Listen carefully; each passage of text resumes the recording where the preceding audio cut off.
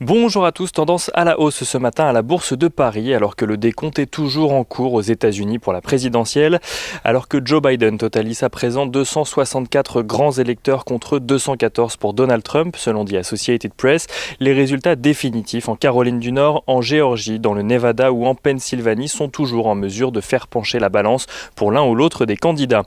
Donald Trump a d'ailleurs déposé plusieurs recours judiciaires dans ces États clés, notamment en Géorgie, en Caroline du Nord ou en Pennsylvanie, afin d'arrêter de comptabiliser les bulletins de vote alors qu'il possède déjà une avance suffisante selon lui sur le scrutin. Son directeur de campagne, Bill Stepien, a également annoncé vouloir un recomptage des voix dans le Wisconsin mais aussi dans le Michigan.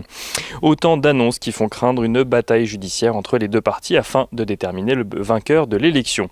Au-delà de l'élection présidentielle américaine, les investisseurs suivront de près aujourd'hui le compte-rendu de la politique monétaire de la Fed ce soir à 20h. La Banque d'Angleterre a de son côté maintenu son taux repo inchangé à 0,1%, mais porté son programme de rachat d'actifs de 150 milliards à 875 milliards de livres.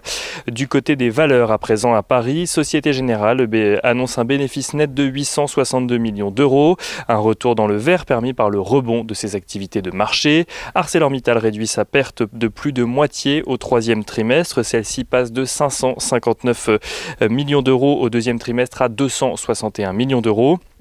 Veolia voit son activité rebondir au troisième trimestre. Le groupe anticipe à présent des performances pour le quatrième trimestre 2020 équivalentes à la même période en 2019. Et Legrand, enfin, publie des résultats en recul sur les 9 premiers mois de l'année, mais tout de même supérieurs aux attentes des analystes.